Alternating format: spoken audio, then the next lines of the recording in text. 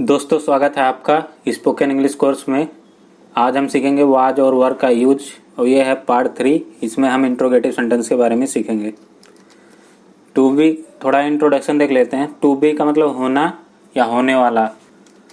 To be is am are present tense में होता है और वाज और वर पास्ट टेंस में यूज होता है। तो आज हम वाज का यूज देखेंगे इंट्रोगेटिव सेंटेंस में।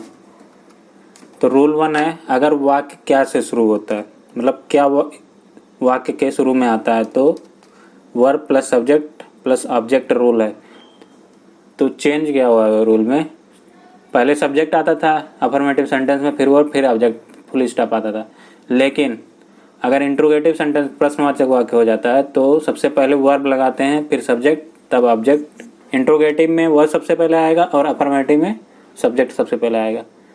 तो चेंज क्या हुआ अफर्मेटिव सेंटेंस से कि अफर्मेटिव में सब्जेक्ट फिर वर्ब तब ऑब्जेक्ट आता था, लेकिन इसमें क्या हो गया, वर्ब तब सब्जेक्ट तब ऑब्जेक्ट आया। तो चेंज क्या हुआ है, जो वर्ब सब्जेक्ट के बाद में आता था वो वर्ब सब्जेक्ट के पहले आएगा।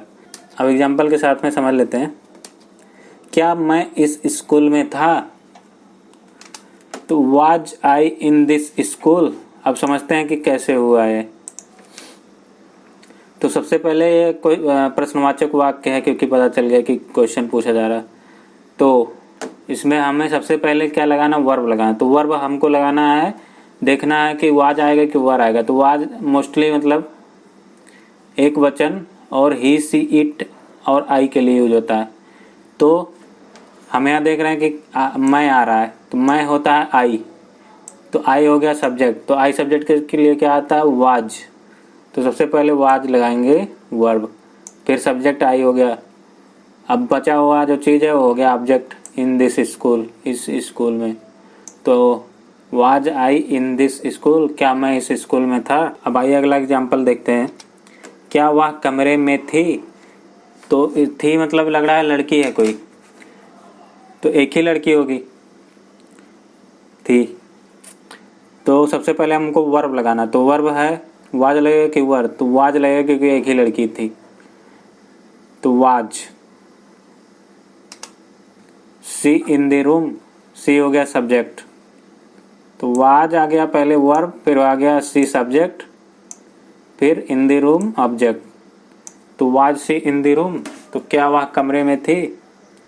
अगला रूल है, यदि वाक्य के बीच में प्रश्न शब्द, व्हाट मतलब क्या, व्हाई मतलब क्यों, हाउ मतलब कैसे, व्हेन मतलब कब, वेयर मतलब कहाँ, व्हिच मतलब कौन सा, हु मतलब कौन आता है, तो उसकी अंग्रेजी को सबसे पहले लिखते हैं। तो सेम वही रूल है, वर्ब प्लस सब्जेक्ट, लेकिन क्या है, अगर क्वेश्चन वर्ड बीच में आता है वाक्य के, तो उसकी अंग्रेजी को सबसे पहले लिख देते हैं। तो आइए एग्जाम्पल के साथ में समझ लेते हैं। वह बाथरूम में क्यों था? Why was he in the bathroom? तो इसमें हमको क्या समझ में आ रहा है कि बीच में क्यों क्वेश्चन वर्ड आ रहा है, तो उसकी अंग्रेजी को हम सबसे पहले लिख देंगे बिना कुछ सोचे। तो क्यों का क्या है, वाई। क्यों का है वाई, ओके। तो वाई हम लगा दिए हैं। उसके बाद में हमको लगाना था वर्ब। तो था मतलब उसके लिए हमको सोचना पड़ेगा सब्जेक्ट कैसा है। तो सब्जेक्ट वाह ही, मतलब एक वचन है, ही के लिए वाज आता है, तो सब हम लगाएंगे वर्ब वाज। उसके बाद क्या है, ही सब्जेक्ट हो गया, इन दी बाथरूम अब बचा हुआ चीज़ तो हो गया why was he in the bathroom. Next है, वह कमरे में कैसे थी? तो how was she in the room. तो क्या समझ में आ रहा, कैसे थी मतलब कैसी थी, क्वेश्चन वर्ड है तो बीच में आया है, तो उसकी अंग्रेजी को बिना सोचे सबसे पहले लिख देंगे।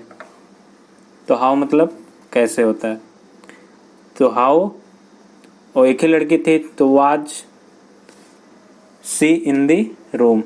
मिलते हैं नेक्स्ट क्लास में। अगली बार हम देखेंगे इंट्रोगेटिव नेगेटिव बनाना, बहुत आसान है। अपनी इंग्लिश को और बेहतरीन बनाने के लिए शेयर, सब्सक्राइब एंड लाइक करें and start now because tomorrow never comes. Channel पर और बहुत सारे वीडियोज हैं और प्लेलिस्ट बने हुए हैं, जाकर उनका फ़ायदा उठाइए, स्पेशली 365 डेज प्लेलिस्ट।